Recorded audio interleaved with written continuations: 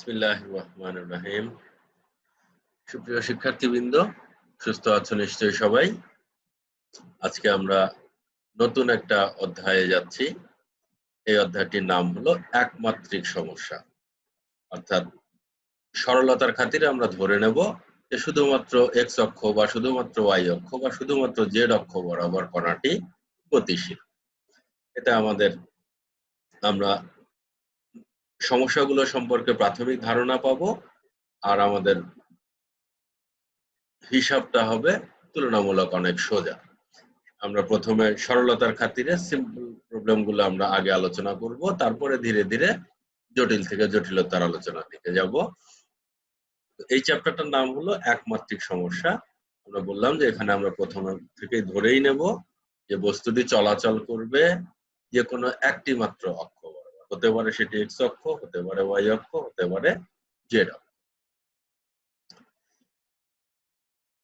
কোনো কণার গতি যদি এমন হয় যেটি একটি সীমিত অঞ্চলে কণাটি শুধুমাত্র সামনে পিছনে যাতায়াত করবে, তবে কণাটিকে আবদ্ধ হিসেবে বিবেচনা করা হয়। যেটি শুধুমাত্র সামনে পিছনে, সামনে যাবে পিছনে আসবে, আবার সামনে যাবে আবার পিছনে আসবে, এরকম গতি যদি সে সম্পাদন করে তাহলে আমরা বলি যে এটি হলো আবদ্ধ কণা। একটা নির্দিষ্ট দূরত্বের মধ্যে বিভব শূন্য, কিন্তু প্রান্তবিন্দু সমূহে বিভব অসীম।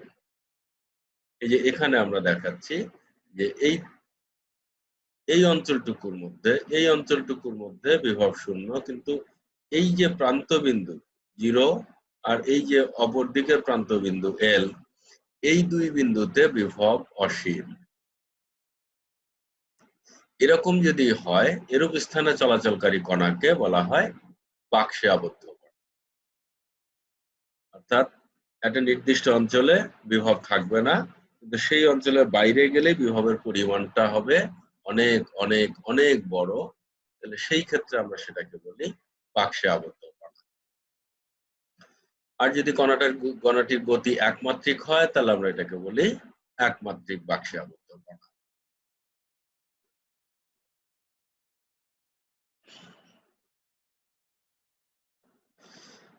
বদ্ধাবস্থায় সবচেয়ে সরলতম গতি হলো একমাত্রিক বাক্সে আবদ্ধ কণার গতি। বদ্ধ অবস্থা অর্থাৎ একটা নির্দিষ্ট সীমার বাইরে সে যেতে পারবে। এক্ষেত্রে সবচেয়ে সিম্পলেস্ট কেস আমরা আজকে আলোচনা করব, তারপরে ধীরে ধীরে আমরা আরেকটু উপরের দিকে যাব। এই গতি পর্যালোচনা করে সুবিধা কি আমাদের? এখান থেকে আমরা জানবো যে কোয়ান্টাম সংখ্যার উৎপত্তি হয় কিভাবে, শক্তি স্তর যে বিচ্ছিন্ন, এবং আরো একটা নতুন বিষয় শূন্য বিন্দু শক্তি। আমরা গত আলোচনায় দেখে এসেছি যে হারমোনিক অসিলেটরের ক্ষেত্রে চিরায়ত বলবিদ্যা থেকে আমরা শক্তির রাশিমালা পেয়েছি E = NH নিউ। n = 0 হলে এর টোটাল শক্তিটা শূন্য, অর্থাৎ ভূমি অবস্থায় এর শক্তি শূন্য। এটি চিরায়ত তত্ত্ব থেকে আমরা পেয়েছি। কিন্তু কোয়ান্টাম তত্ত্ব থেকে আমরা পেয়েছি যে না, E = n+12 × h নিউ। সেখানে আমরা দেখলাম যে n এর মান শূন্য বসালেও মোট শক্তিটা শূন্য হচ্ছে না। এই জিনিসটাই আমরা এখানে আজকে আবারও পর্যালোচনা করব। শূন্য বিন্দু শক্তি অর্থাৎ ভূমি স্তরে থাকা অবস্থায় তার শক্তি শূন্য হবে না।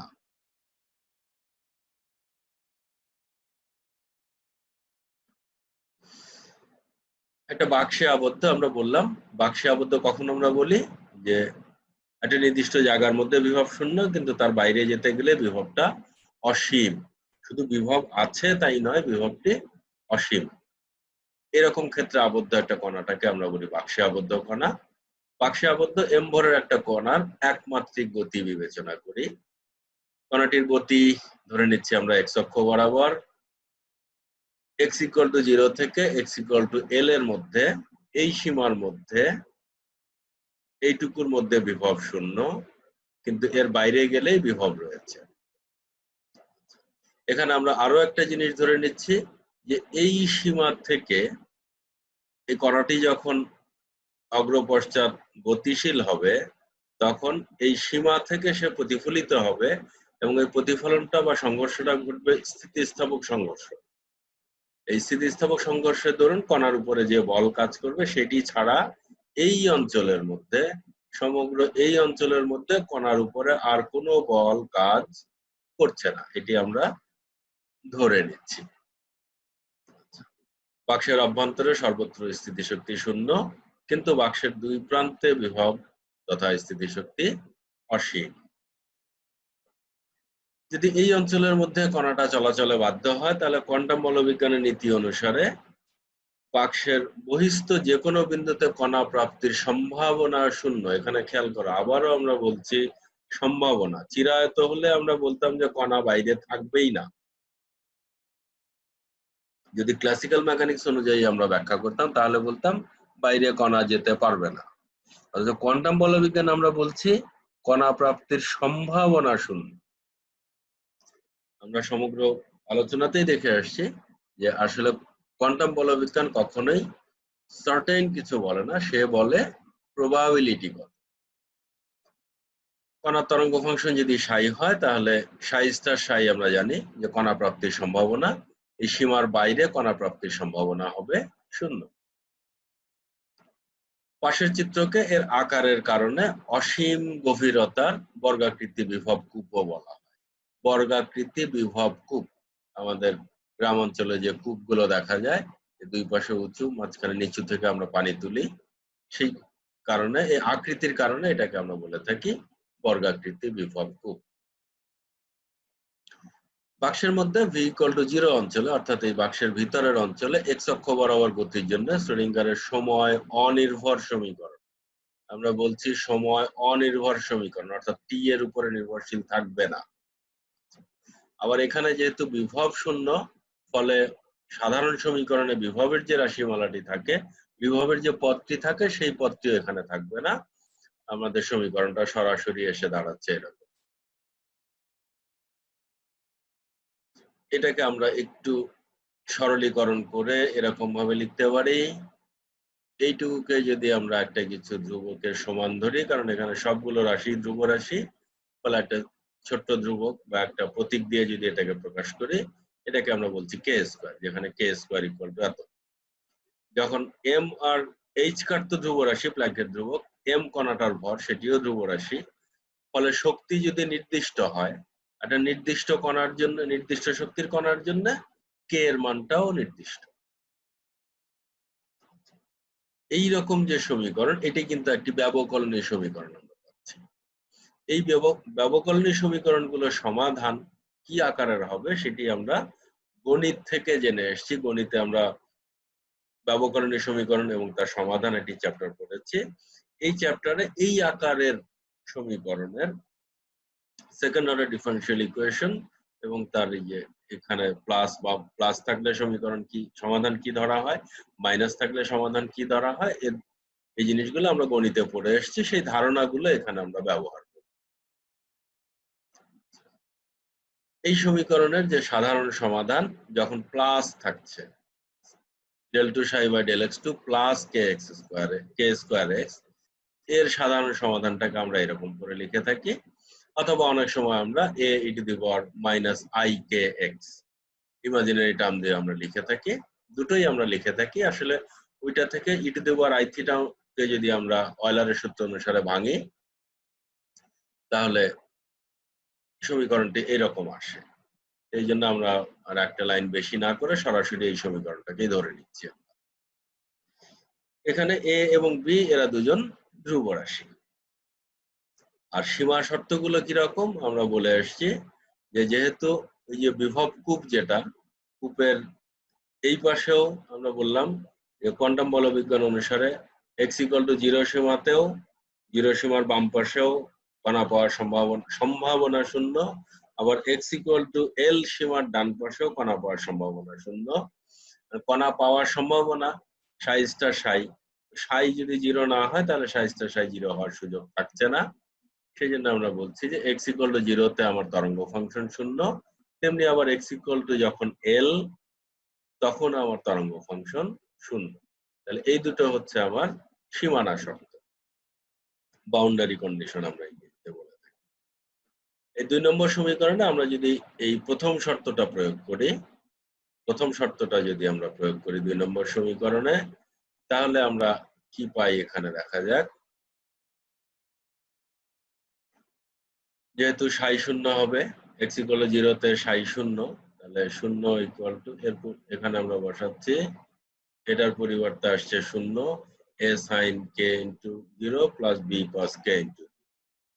তাহলে আমরা এখান থেকে পাচ্ছি এই পদটি পুরোটাই এই পদটি sin 0 এর মান 0, ফলে এই পদ 0 হয়ে গেল। এখানে বাম পাশে রয়েছে আমার 0, আর ডান পাশে থাকলো শুধুমাত্র b, অর্থাৎ আমরা এই লাইনটি লিখতে পারি এখান থেকে। তাহলে আমরা জানলাম যে এইখানে যে আমরা a এবং b ধরেছি, আমাদের বর্তমান সমস্যার ক্ষেত্রে b এর মানটা শূন্য হচ্ছে। বাউন্ডারি কন্ডিশনে b এর মান 0 হচ্ছে। এখন b এর মান 0 যদি বসাই এই সমীকরণে, 2 নম্বর সমীকরণে, তাহলে এই দ্বিতীয় পদটি আর আমাদের থাকবে না, আমাদের সমীকরণটা শুধুমাত্র এইটুকুর মধ্যে সীমাবদ্ধ হয়ে যাবে। সমীকরণটা এরকম হলো। এখানে যদি আমরা দ্বিতীয় শর্তটা বসাই, এই দ্বিতীয় শর্ত যদি আমরা এইখানে এই সমীকরণে বসাই, দ্বিতীয় শর্ত কি, যে x এর মান l হলে এটি হবে 0। আমরা বসিয়ে দেখি কি আসে আমাদের। x = l বসিয়ে পাই psi l = a sin kl। এখন psi l যেহেতু 0 বলাই হচ্ছে, x = l সীমা psi l 0, তাহলে এটি হলো 0। এখানে আমাদের ডান পক্ষে দুটো রাশি রয়েছে, একটা a এবং একটা sin kl।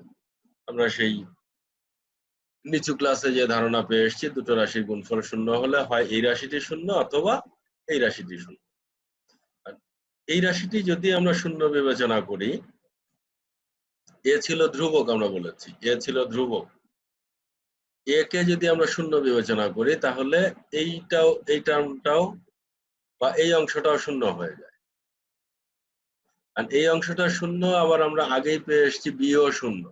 তাহলে কি হলো, আমার পুরো সমীকরণটাই, সমাধান যে সমীকরণটা আমি ধরেছি, এই সমাধানটাই 0 হয়ে গেল। তাহলে কিন্তু আমি কোনো ফলাফল পেলাম না। সেই জন্য a = 0 এটি আমরা নিতে পারবো। কারণ a = যদি 0 নেওয়া হয়, তাহলে এই যে সমাধান সমীকরণ যেটা ধরেছি, এই সমীকরণটা এক্সিস্ট করে না, বেঁচে থাকে না। তাহলে আমাদের বাধ্য হয়ে sin kl = 0 এই সমীকরণটি ধরে বা এই মান ধরে আমাদের সামনের দিকে এগোতে হবে। তাহলে sin kl = যদি 0 হয়, তাহলে 0 এর পরিবর্তে আমরা লিখতে পারি sin nπ, n এর মান 0, 1, 2, 3। n = 0 হলে এখানে sin 0, sin 0 এর মান 0। n = 1 হলে sin π, π মানে 180 ডিগ্রি, sin 180 ডিগ্রি মান 0। ফলে আমরা এখান থেকে যে কোনোটাই বসাই, n এর মান যাই বসাই না কেন, ডান পক্ষটা এই 0 এর সমান হবে। এখান থেকে আমরা একটু বের করে নিতে পারি, উভয় পক্ষ থেকে sin ক্যান্সেল করে দিয়ে kl = nπ বা k = nπ/l। তাহলে আমরা k এর মানের একটা সিরিজ পেয়ে গেলাম, n এর মান 0, 1, 2, 3 ইত্যাদি যা আমরা বসাই না কেন। এখন দেখো এখানে n = যদি 0 হয়, n যদি 0 হয়, তাহলে k 0। k 0 হলে কণার শক্তি 0। তখন বাক্সের সর্বত্র psi x 0। অর্থাৎ বাক্সের মধ্যে, আমরা কিন্তু প্রথমে বলে নিয়েছি বাক্সের মধ্যে একটা কণা আছে। এখন যদি আমরা এই সমাধানের এতদূর পর্যন্ত এগিয়ে এসে n = 0 ধরি, n = 0 ধরলে বাক্সের মধ্যে তরঙ্গ ফাংশন 0 হয়ে যাচ্ছে। তরঙ্গ ফাংশন যদি 0 হয়ে যায়, কণা নাই, কারণ তরঙ্গটা তো কণার সাথে জড়িত। কণা থাকলে তবে তরঙ্গ থাকবে। যেহেতু তরঙ্গ নেই, তার মানে কণা নেই। অথচ আমরা প্রথমে বলে এসেছি যে না, বাক্সের মধ্যে একটি কণা রয়েছে। তাহলে আমরা দেখতে পাচ্ছি যে না, আমাদের যদি আমরা n = 0 ধরি, তাহলে বাস্তবতার সাথে আমাদের মিল থাকছে না। সেই জন্য আমরা বলছি যে n = 0 নেওয়া যাবে না। তাহলে কি নেব আমরা? আমরা নেব হচ্ছে যে এর অর্থ হলো বাক্সের অভ্যন্তরে শূন্য শক্তির কোনো কণা থাকতে পারবে না। বাক্সের মধ্যে যে কণাটা রেখেছি তার শক্তি অ্যাটলিস্ট 0 হতে পারবে না, আর যাই হোক বাক্সের মধ্যে কণাটার শক্তি 0 হতে পারবে না। যে কণাই থাক তার কিছু না কিছু শক্তি থাকবে বাক্সের ভিতরে। তাহলে ওই অঞ্চলের মধ্যে গতির জন্য তরঙ্গের সমীকরণ আসছে। আমরা যে ধরেছিলাম a sin kx, k এর মান আমরা বসালাম n pi by l। n যদি 0 বসাই তাহলে এটা 0 হয়ে যায়, সাই 0 হয়ে যায়, সেজন্য n এর মানটা 0 হতে পারবে না।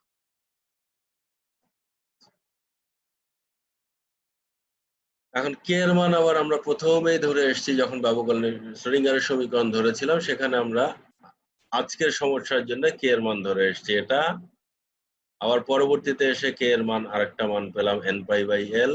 এই দুটো যদি সমান ধরি আমরা, তাহলে এখান থেকে আমরা e এর একটা মান বের করে নিতে পারি। দেখো e ইকুয়াল টু আমরা পাচ্ছি n square pi square h square divided by twice m l square. এটা হলো এই যে বাক্সের মধ্যে, একমাত্রিক বাক্সের মধ্যে আবদ্ধ যে কণার কথা আমরা বিবেচনা করছি, সেই কণার শক্তির সমীকরণ, সেই কণাটার শক্তির সমীকরণ।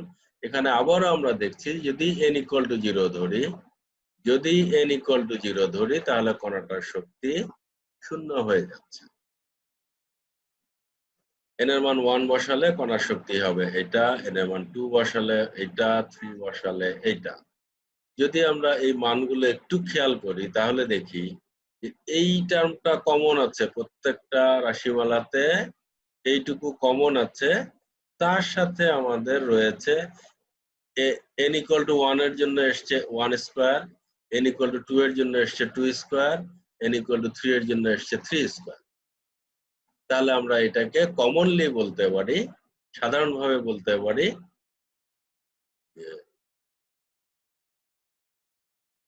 শক্তি স্তরগুলো কিন্তু আলাদা আলাদা। দেখো এইটা হলো n ইকুয়াল টু 1 এর জন্য শক্তি স্তর, এটা n ইকুয়াল টু 2 এর জন্য শক্তি স্তর। মাঝখানে যে একটা গ্যাপ, এই গ্যাপের কোনো কণার শক্তি এই গ্যাপের শক্তির সমান হতে পারবে না। কোনো কণার শক্তি এই গ্যাপের শক্তির সমান হতে পারবে না।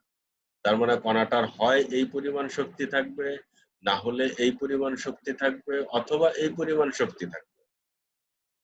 তার মানে বাক্সে আবদ্ধ কণা কোয়ান্টাম বলবিজ্ঞান অনুযায়ী বিবেচনা করে বাক্সে আবদ্ধ কণার যে কোনো পরিমাণ শক্তি থাকতে পারে না। এর শক্তির মানগুলো নির্দিষ্ট।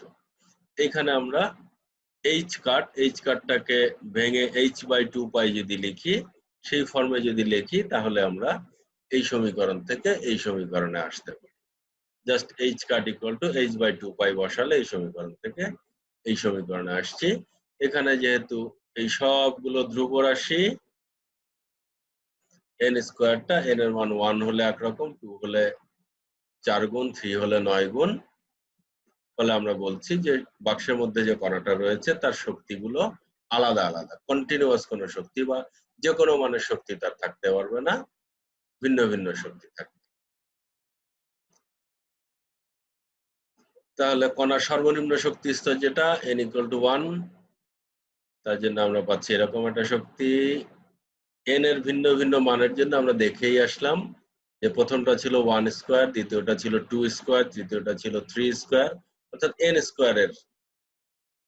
তাহলে এইখান থেকে আমরা বলছি যে শক্তি স্তরগুলো কোয়ান্টাই তো বটেই, বিচ্ছিন্ন তো বটেই, সেগুলো মান আবার কিরকম, যে প্রথম শক্তি স্তর যেটা ভূমি স্তরের শক্তি স্তর, যে শক্তির পরিমাণ যা তার n স্কয়ার গুণ, ভূমি স্তরের যে শক্তি তার n স্কয়ার গুণ।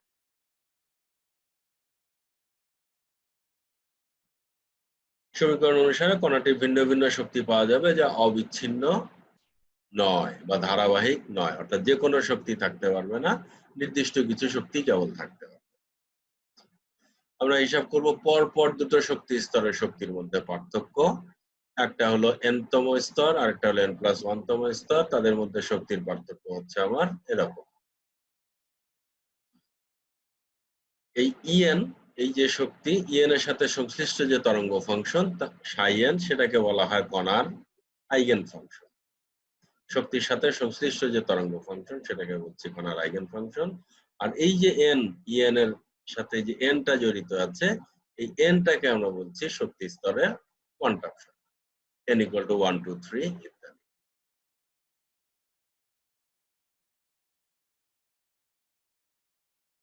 তাহলে আমরা এই আলোচনা থেকে দেখলাম যে বাক্সের মধ্যে যে কণাগুলো থাকবে তাদের শক্তি শূন্য হতে পারবে না, বা শূন্য শক্তির কোনো কণা বাক্সের মধ্যে থাকতে পারবে না, কিছু না কিছু শক্তি তার থাকতে হবে। আর এই শক্তিগুলো অবিচ্ছিন্ন নয়, যা খুশি তাই মান হতে পারে না, নির্দিষ্ট কিছু মান কেবল সে গ্রহণ করতে পারে। তরঙ্গ ফাংশনের নরমায়ন, নরমালাইজেশন। নরমালাইজেশনের শর্ত আমরা দেখে এসেছি, আমাদের পরিচিত শর্ত দেখো যে আমরা তরঙ্গ ফাংশনটা পেলাম হচ্ছে বাক্সে আবদ্ধ কণার জন্য আমরা তরঙ্গ ফাংশনের সমীকরণটা পেলাম এরকম, x 0 এবং x l, অর্থাৎ বক্সের বাইরের অঞ্চলে তরঙ্গ ফাংশন 0। কণাটি বাক্সের মধ্যে আছে বিধায় বাক্সের কোথাও না কোথাও কণাটি পাওয়ার মোট সম্ভাবনা অবশ্যই একক, 1, 100%। 1 বলতে আমরা বুঝাই 100%। আমরা এই চেহারাটি আমরা দেখে এসেছি, নরমায়নের শর্ত, এই চেহারাটি আমরা আগেকার আলোচনায়, পূর্বের আলোচনায় এটি আমরা দেখে এসেছি। এখানে যদি আমরা সাই এন এর এই modulus of Sai N x, এটাকে ভাঙলে আমরা পাবো সাই স্টার সাই, আমরা দেখছি এক্ষুনি। আমাদের বর্তমান আলোচনার ক্ষেত্রে আলোচ্য সমস্যাতে সাই মানে হচ্ছে A sine N pi by L into X, এর মধ্যে কিন্তু আই সংশ্লিষ্ট কোনো রাশি নেই, তথা ইমাজিনারি কোনো রাশি নেই, এ পুরোটাই বাস্তব। ফলে এর কমপ্লেক্স কনজুগেট নিলেও এটিই পাওয়া যাবে। তাহলে সাই স্টার করলেও যা, সাইও তাই, সাই এবং সাই স্টার এখানে সমান, যেহেতু আই জাতীয় কোনো রাশি এখানে নেই। ফলে এটাকে আমরা সরাসরি বর্গ করে নিচ্ছি, আর ডান পাশে তো 1 রয়েছে আমাদের, সেটি থাকলো। এটিকে এখন আমরা একটু একটা ফর্মুলায় ফেলতে চাই, 2 sin square theta, sin square 2 theta ফর্মুলায় আমরা ফেলতে চাই। আমরা এটাকে sin square 2 theta ফর্মে ফেলতে চাই।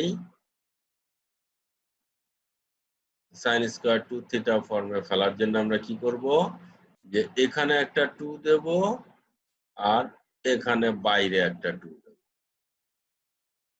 তাহলে sin square 2 theta, sin square 2 theta formula আমরা জানি ত্রিকোণমিতি থেকে, এর ফর্মুলা হচ্ছে 1 minus cos twice theta।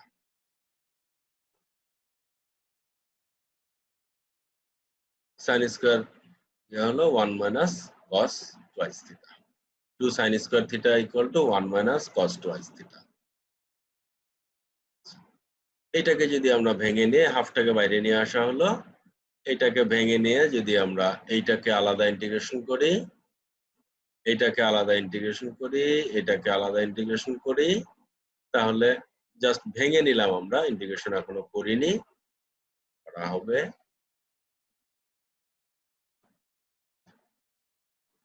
Integration করলে এইটার যদি, এই পদের যদি ইন্টিগ্রেশন করি 1 dx, তাহলে আসবে শুধু x।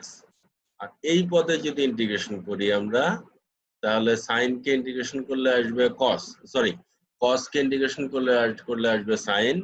এইখানে যে অংশটুকু আছে এইটা ডিফারেন্সিয়েট করে যাবে হচ্ছে নিচে।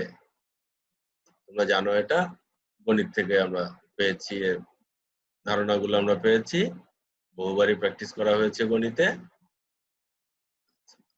তাহলে আমরা ওটাকে সমাকলন করে আমরা প্রথম ফার্স্ট টার্মের জন্য পেলাম x, সেকেন্ড টার্মের জন্য cos এর পরিবর্তে আসলো sin, আর এই অংশটুকুকে ডিফারেন্সিয়েট করে x এর সাপেক্ষে ডিফারেন্সিয়েট করে আমি পেলাম এটা।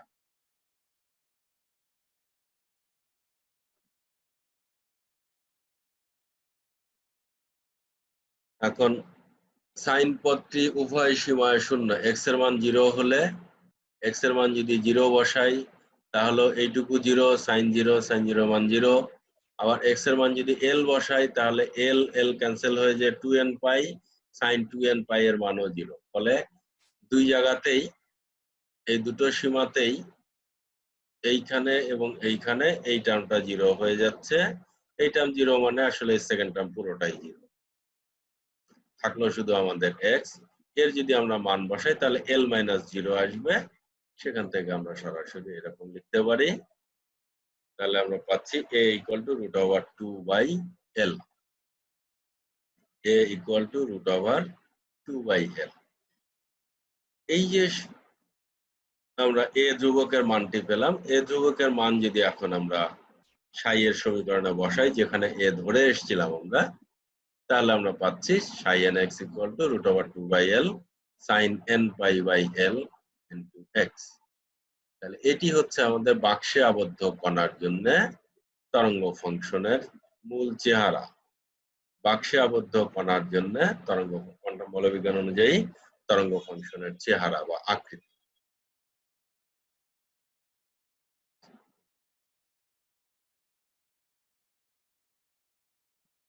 এখন এই যে তরঙ্গ ফাংশনটি আমরা পেলাম, এই তরঙ্গ ফাংশন কোন ক্ষেত্রে আকৃতির তরঙ্গ ফাংশনের ছবি বা তরঙ্গ আকৃতির ছবিটা কেমন হবে, তরঙ্গের ছবিটা কেমন হবে, কণার সাথে যে তরঙ্গ জড়িত রয়েছে বলে আমরা বিবেচনা করছি তার ছবিটা কেমন।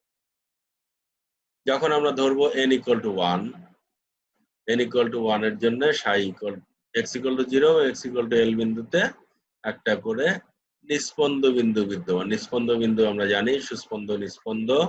সুস্পন্দ হলো যেখানে বিস্তার সর্বাধিক, এটাকে আমরা বলবো সুস্পন্দ। আর এই দুটো বিন্দুতে যেখানে বিস্তার সর্বনিম্ন, সেই দুটো বিন্দুতে আমরা বলবো নিস্পন্দ বিন্দু। তাহলে n = 1 এর জন্য আমরা একটা সুস্পন্দ বিন্দু পাবো আর দুটো নিস্পন্দ বিন্দু পাচ্ছি। n = 2 এর জন্য দেখো তিনটে নিস্পন্দ বিন্দু পাচ্ছি, এইখানে একটা, এইখানে একটা এবং এইখানে একটা। কোন কোন বিন্দুতে? এইটা হচ্ছে ঠিক বাক্সের মাঝখানে। এই পুরো দৈর্ঘ্যটা যেহেতু L, তাহলে এটি হচ্ছে L/2, এইটা 0 এবং এটা L। এই তিনটা বিন্দুতে আমরা তিনটা নিস্পন্দ বিন্দু পাচ্ছি, 0, L/2 এবং L বিন্দুতে তিনটা নিস্পন্দ বিন্দু পাচ্ছি। n = 3 এর জন্য আমরা দেখো এখানে চারটা নিস্পন্দ বিন্দু পাচ্ছি, 1, 2, 3, 4। চারটা নিস্পন্দ বিন্দু পাচ্ছি। কোথায় কোথায়? একটা তো x = 0 তে, আর একটা x = L এ। বাকি দুটো কোথায় কোথায়? অর্থাৎ এই রেখাটাকে আমরা 3 ভাগে ভাগ করেছি, 1, 2, 3। তাহলে এই দূরত্বটুকু হচ্ছে L/3, এটা L/3, এটা L/3। তাহলে এইটা হচ্ছে আমার L/3 আর এইটা হচ্ছে twice L/2 into L/3। তাহলে এই বিন্দুগুলোতে আমরা নিস্পন্দ বিন্দু পাচ্ছি। আর প্রথম এবং শুরু এবং শেষ বিন্দুতে তো নিস্পন্দ বিন্দু আছেই। তাহলে n = 3 এর জন্য আমি মোট 4টা নিস্পন্দ বিন্দু পাচ্ছি।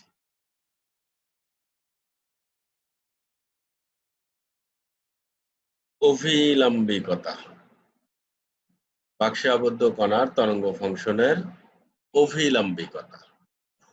অভিলম্বিকতার শর্ত আমরা জানি যে দুটো তরঙ্গ ফাংশন, তাদের যদি একটার জটিল যুগ্মের সাথে আরেকটার সরাসরি গুণ করে তার যদি সমাকলন করা হয়, সেই সমাকলনের মান যদি,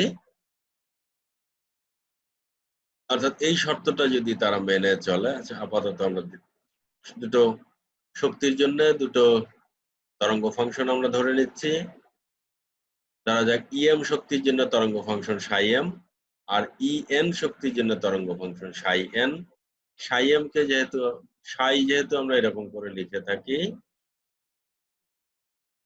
তাহলে এখানে m দিয়েছি বিধায়, বা এখানকার m এর জন্য এখানকে m এসছে, আবার এখানে n এর জন্য এখানে n এসছে। বর্তমান ক্ষেত্রে তরঙ্গ ফাংশন বাস্তব, কারণ এই সমীকরণের মধ্যে i জাতীয় কোনো রাশি নাই, আমরা আগেও বলে এসেছি। ফলে এর কমপ্লেক্স কনজুগেট নিলে, জটিল যুগ্ম নিলে একই থাকবে, এদের কোনো পরিবর্তন ঘটবে না।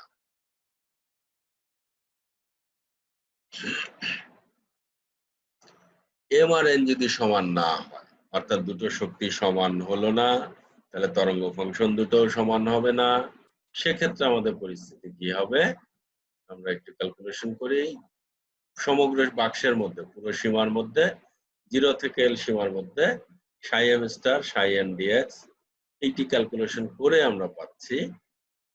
প্রথমে আমরা মান বসালাম। ψm * এর মান এই যে √2/L sin এত, আর সাই এন এক্স এর মান আরেকটা √2/l এত, দুইটা √2/l গুণ করে আমরা পাচ্ছি 2/l, বাকিটা এরকম থাকলো। এইটি ত্রিকোণমিতির একটি ফর্মুলার সাথে মিলে যাচ্ছে, 2 sin a cos b। এই যে 2 সহ এইটুকু সহ ত্রিকোণমিতির একটা ফর্মুলার সাথে মিল পাচ্ছি আমরা, 2 sin a sin b। 2 sin a sin b আমরা ত্রিকোণমিতি থেকে জানি এটির ফর্মুলা হচ্ছে cos a minus b into cos a plus b। তাহলে সেই অনুসারে আমরা লিখছি, আবার বাম পাশটা এরকমই থাকছে, ডান পাশে এই 2টাকে তো আমার ভিতরে নিয়ে যেতে হয়েছে এই ফর্মুলা সাজানোর জন্য। তাহলে বাইরে থাকলো 1/l, এখানে আমার আসলো cos a minus b করে এটা মাইনাস cos of এত।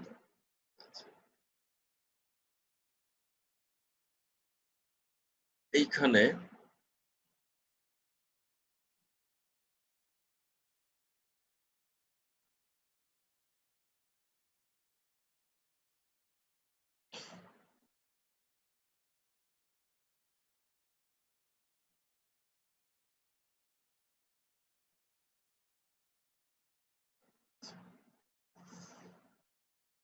তাহলে ফর্মুলাটা হচ্ছে 2 sin a sin b equal to cos a minus b minus cos a plus b।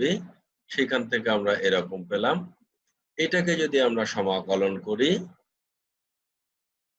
তাহলে cos কে সমাকলন করলে আসবে sin, আর যেহেতু এইখানে এই অংশটুকু রয়েছে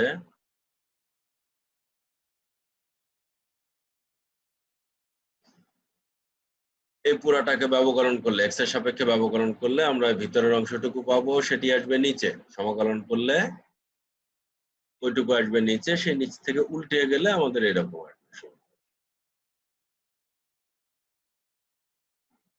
তাহলে দুটো পদ, এই পদের জন্য আসলো এইটা, এই পদের জন্য আসলো এইটি। এইটাকে যদি আমরা সিম্পলিফাই করি, মানগুলো এখন বসাই, এই মানগুলো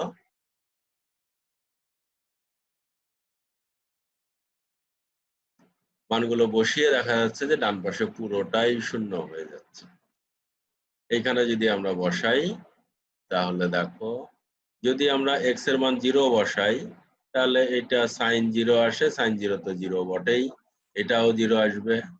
আবার যদি আমরা এক্স এর মান l বসাই, এক্স এর পরিবর্তে যদি আমরা l বসাই তাহলে l ক্যান্সেল হয়ে যাবে, m মাইনাস n যাই থাকুক না কেন, 1 2 3 4 what ever it may be, তার সাথে পাই, তাহলে sin পাই এর মান 0, sin 2 পাই এর মান 0, sin 3 পাই এর মান 0, ফলে এই বিয়োগফলটা যাই হোক না কেন এই টার্মটা 0। আবার একই অবস্থা, এক্স এর মান 0 বসালে sin 0 এই টার্ম 0, আবার এক্স এর মান 1 l বসালে এই টার্ম 0। অর্থাৎ ডান পক্ষ আমার সবসময়ই শূন্য হচ্ছে, বাউন্ডারিতে সীমানাগুলোতে ডান পক্ষ সবসময়ই শূন্য, তার মানে আমার বাম পক্ষটা শূন্য।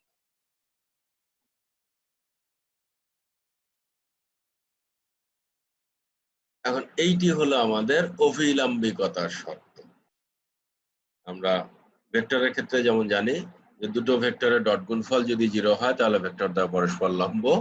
এখানে তরঙ্গ ফাংশনগুলোর একটার কমপ্লেক্স কনজুগেটের সাথে একটা জটিল যুগ্মের সাথে অন্য তরঙ্গ ফাংশনটা গুণ করে তাকে যদি যথাযথ সীমার মধ্যে ইন্টিগ্রেশন করে আমরা 0 পাই, তাহলে আমরা বলবো যে তরঙ্গ ফাংশন দ্বয় পরস্পর অভিলম্ব।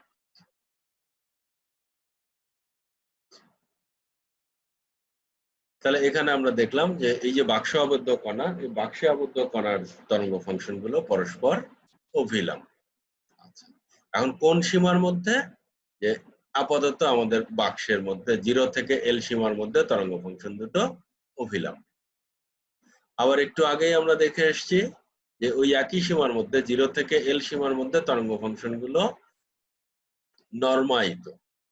0 থেকে l সীমার মধ্যে আমাদের এই পয়েন্টটার আগের পয়েন্টটা দেখে এসেছি যে সাই স্টার সাই ইকুয়াল টু 1 ছিল,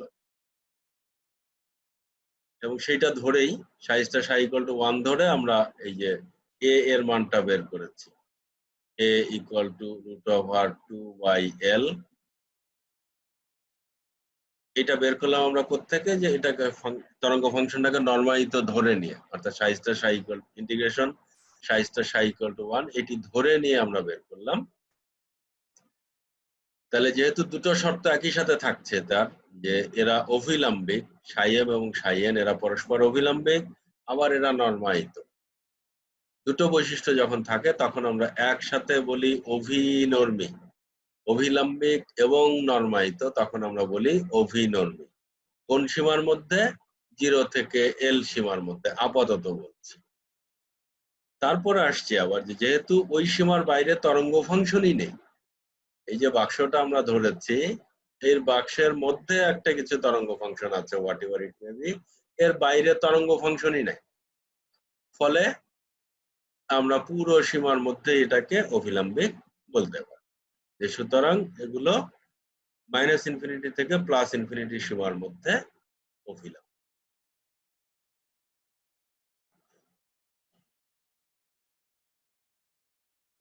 বাক্সে আবদ্ধ কণার ভরবেগ আইগেনমান।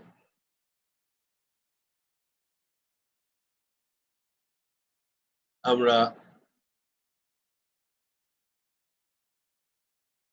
জানি E সমান p²/2m। আমরা এই সমীকরণটা আমাদের পরিচিত একটা সমীকরণ, কাইনেটিক এনার্জি E সমান p²/2m। তাহলে এখান থেকে আমরা লিখতেই পারি এরকম p²=2m E। এখন যদি আমরা কোয়ান্টাম সংখ্যাগুলো বিবেচনা করি, তাহলে এখানে n দিলে এখানেও একটা n দিতে হবে আমাদের, বর্গ করলাম আমরা, না বর্গ করা হয়নি, সরি। আচ্ছা, 2m থাকলো এখানে, আর en এর মানটা আমরা আগে পেয়ে এসেছি, সেই মানটা এখানে বসিয়ে দিলাম। এই 2m ক্যান্সেল হয়ে আমার থাকলো এটি। এখান থেকে আমি এইবার বর্গমূল করে আমরা পাচ্ছি pn ± n পাই h⁻l। h কাটের পরিবর্তে যদি আমরা h/2π বসাই, তখন সমীকরণের চেহারাটা আসে এরকম। তাহলে এই n এর জন্য এই n, যদি আমরা n = 1 বসাই তাহলে আমরা পাবো h/2l, n এর মান 2 বসালে পাবো h/l, ইত্যাদি ইত্যাদি।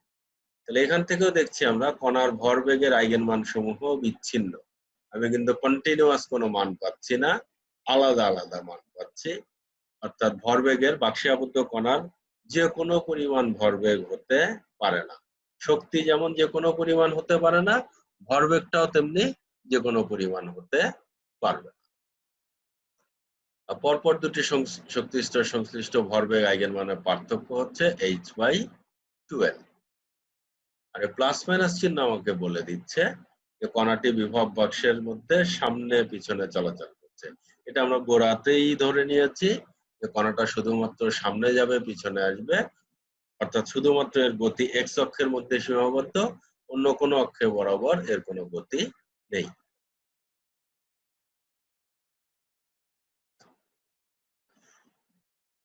নির্দিষ্ট সীমার মধ্যে কণা পাওয়ার সম্ভাবনা। ক্ষুদ্র একটা অংশের মধ্যে x এবং x+dx সীমার মধ্যে কণা পাওয়ার সম্ভাবনা। কণা পাওয়ার সম্ভাবনা আমরা বলে এসেছি যে modulus of Sai star, sorry modulus of Sai square, সাই এর মডুলাসের বর্গ, সাই এর মডুলাসের বর্গ, এটাকে আমরা বলেছি কণা পাওয়ার সম্ভাবনা। প্রবাবিলিটি, এটাকে আমরা p দিয়ে প্রকাশ করব এখানে।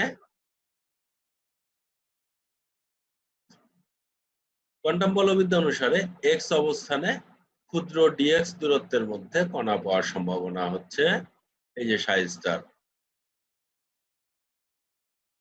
যেহেতু এখানে dx রয়েছে, আমরা dx দূরত্বের মধ্যে নিয়েছি, সেই জন্য এখানে dx আসছে। তাহলে এখানে সাই এর মানগুলো বসিয়ে আমরা পাই এরকম। তাহলে এটি হলো কণা পাওয়ার সম্ভাবনা, আর এটি আমরা বলছি সম্ভাবনা ঘনত্ব। আমরা এর আগের একটা লেকচারে বলে এসেছি সম্ভাবনা ঘনত্ব হচ্ছে প্রতি একক দূরত্বের মধ্যে কণা পাওয়ার সম্ভাবনা। প্রতি একক দূরত্বের মধ্যে কণা পাওয়ার সম্ভাবনা, সেটাকে আমরা বলছি সম্ভাবনা ঘনত্ব। এখানে যেমনি ডিএক্স দূরত্বের মধ্যে কণা পাওয়ার সম্ভাবনা বের করার জন্য ডিএক্স দিয়ে গুণ করতে হয়েছে, তাহলে একক দূরত্বের মধ্যে কণা পাওয়ার সম্ভাবনা তথা সম্ভাবনা ঘনত্ব বের করার জন্য তখন এই ডিএক্স এর জায়গায় আমি 1 দিয়ে গুণ করব। তাহলে সেক্ষেত্রে আমার সমীকরণটা কি এসে দাঁড়াবে, যে ডিএক্সটা উঠে গেল। ডিএক্স আসলে উঠে যায়নি, এখানে যেহেতু ডিএক্স দূরত্বের মধ্যে কণা পাওয়ার সম্ভাবনা বের করেছি তাই ডিএক্স দিয়ে গুণ করেছি। এখন যেহেতু একক দূরত্বের মধ্যে কণা পাওয়ার সম্ভাবনা বের করব তাই 1 দিয়ে গুণ করেছি।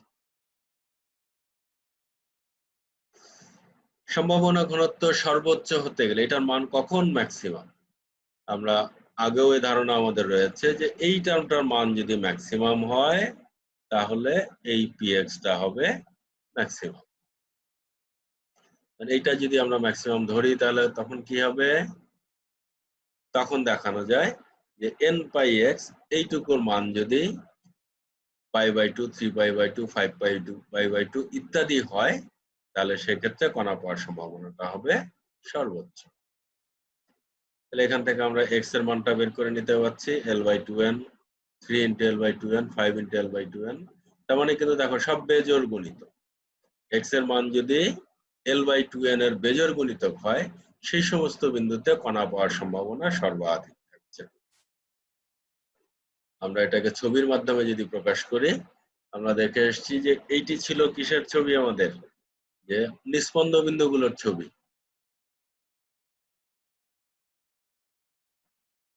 n = 1 এর জন্য আমরা এই যে দুটো নিস্পন্দ বিন্দু পেয়েছিলাম। এখন কণা পাওয়ার সম্ভাবনা কোথায়, যেহেতু এখানে বিস্তার সর্বোচ্চ এখানে কণা পাওয়ার সম্ভাবনাটাও সর্বোচ্চ। আমরা তরঙ্গের ধারণা থেকে জানি যে তরঙ্গের বিস্তার যেখানে সর্বোচ্চ শক্তির পরিমাণটা সেখানে সর্বোচ্চ। কোয়ান্টাম বলবিজ্ঞানে এসে বলছি যে বস্তু তরঙ্গের বিস্তার যেখানে সর্বোচ্চ সেখানে কণা পাওয়ার সম্ভাবনাটাও সর্বোচ্চ। আবার দেখো n = 2 এর জন্য, n = 1 এর জন্য যেখানে কণা পাওয়ার সম্ভাবনা বা যেখানে বিস্তারটা সর্বোচ্চ, n = 2 এর জন্য সেখানে বিস্তার সর্বনিম্ন। অর্থাৎ সেকেন্ড স্টেটে গেলে সেই জায়গায় কণা পাওয়ার সম্ভাবনাটাও একই সাথে কমে যাবে। অন্য দুই জায়গাতে অর্থাৎ যে সকল জায়গাতে তরঙ্গ ফাংশনের বিস্তার সর্বোচ্চ বা সর্বাধিক বা পরিমাণে বেশি, সেইখানে কণা পাওয়ার সম্ভাবনাটাও আমার পরিমাণে বেশি পাচ্ছি। তৃতীয়টা থেকেও দেখছি যেহেতু এখানে বিস্তার তিন জায়গাতে বিস্তার সর্বোচ্চ, ফলে এই 3 জায়গাতে আমার কণা পাওয়ার সম্ভাবনাটাও সর্বোচ্চ। এখানে প্রশ্ন হলো এখানে এটি ছিল নেগেটিভ এক্স এর দিকে, এখানে পজিটিভ এক্স এর দিকে উঠে গেল কি করে, যেহেতু এই পি মানে হচ্ছে সাই এর বর্গ, আর এটা যদিও বা নেগেটিভ আমরা ধরি, নেগেটিভের বর্গ করলে সে আবার পজিটিভ হয়ে যাচ্ছে, ফলে প্রবাবিলিটিটাকে আমরা সবই পজিটিভ এক্স অক্ষে।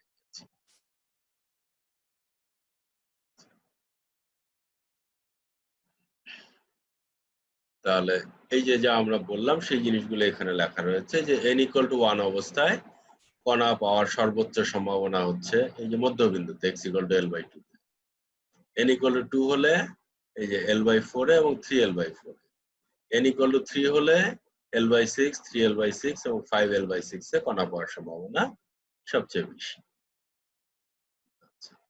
চিরায়ত তত্ত্ব অনুসারে এই বাক্সের মধ্যে কণা পাওয়ার সম্ভাবনা সব জায়গাতে একই, যেহেতু বাক্সের মধ্যে কণাটা আছে ওইটুকু জায়গার মধ্যে, তাহলে চিরায়ত তত্ত্ব অনুসারে dx দূরত্বের মধ্যে এরূপ বাক্সে কণা পাওয়ার সম্ভাবনা সর্বত্রই dx/l। l দূরত্বের মধ্যে l দূরত্বের মধ্যে কণা পাওয়ার সম্ভাবনা 1, একক দূরত্বের মধ্যে কণা পাওয়ার সম্ভাবনা 1/l, তাহলে dx দূরত্বের মধ্যে কণা পাওয়ার সম্ভাবনা dx/l।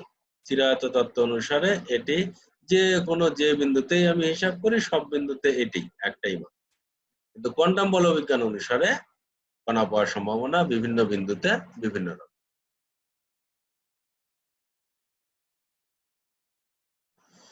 সুপ্রিয় শিক্ষার্থীবৃন্দ, এই লেকচারটি প্রস্তুত করতে আমি এই বইগুলো সহযোগিতা নিয়েছি, তোমরা চাইলে নিজেরাও এই বইগুলো দেখতে পারো। আপনাদের সাথে সামনে নিশ্চয়ই আবারও দেখা হবে। সুস্থ থাকবে সবাই। ধন্যবাদ সবাই।